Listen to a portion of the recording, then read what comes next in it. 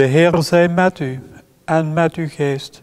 Uit het heilige evangelie van onze Heer Jezus Christus volgens Matthäus. Lof zij u Christus. In die tijd zei Jezus tot zijn leerlingen: Je hebt gehoord dat er gezegd is, oog om oog, tand om tand. Maar ik zeg u, geen weerstand te bieden aan het onrecht. Maar als iemand u op de rechterwang slaat, keer hem dan ook de andere toe. Als iemand u voor het gerecht wil dagen en uw onderkleed afnemen, laat hem dan ook het bovenkleed. Als iemand u vordert 1 mijl met hem te gaan, ga er 2 met hem. Geef aan wie u vraagt en wend u niet af als iemand van u lenen wil. Je hebt gehoord dat er gezegd is, gij zult uw naaste beminnen en uw vijand haten. Maar ik zeg u, bemint uw vijanden en bid voor wie u vervolgen.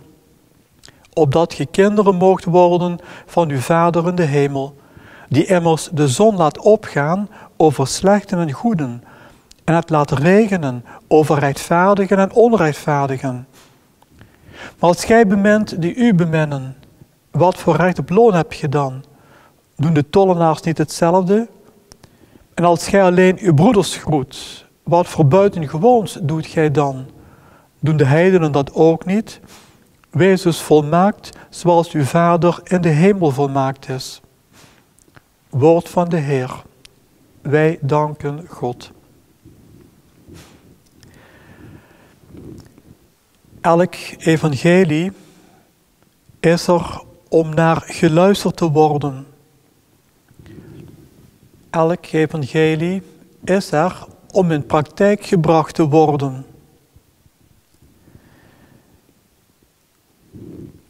Elk evangelie is uitdagend. Vooral dit evangelie. Waarom vooral dit evangelie?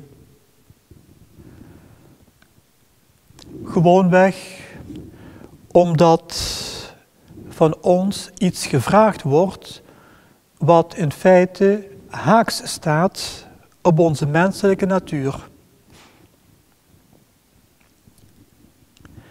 Van ons wordt gevraagd een tandje bij te zetten. Misschien zelfs 2 tandjes of 3 tandjes.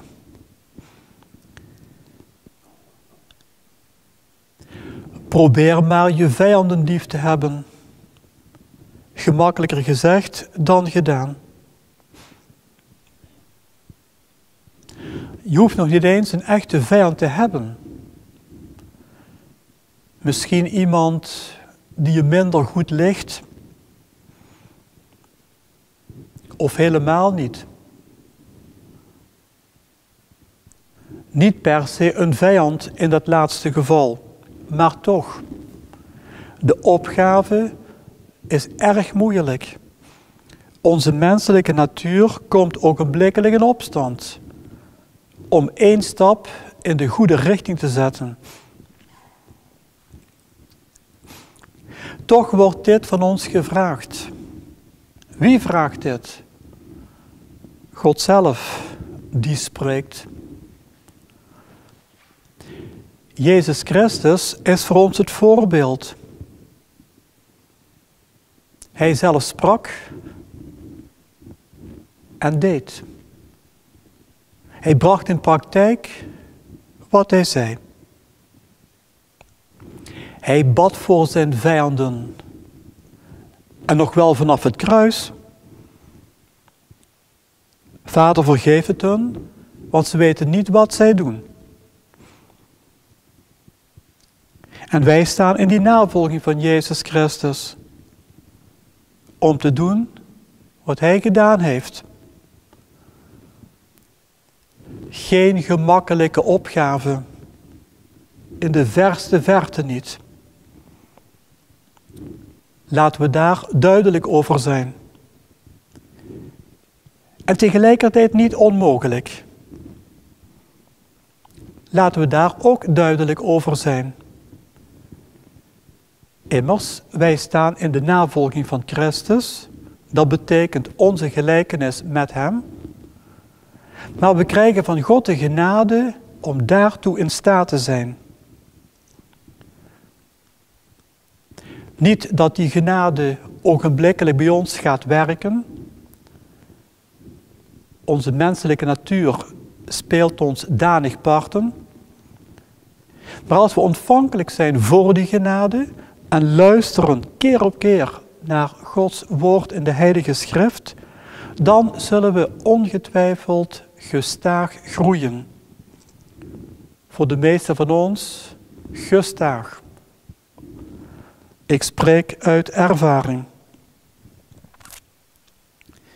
De opdracht blijft onveranderd.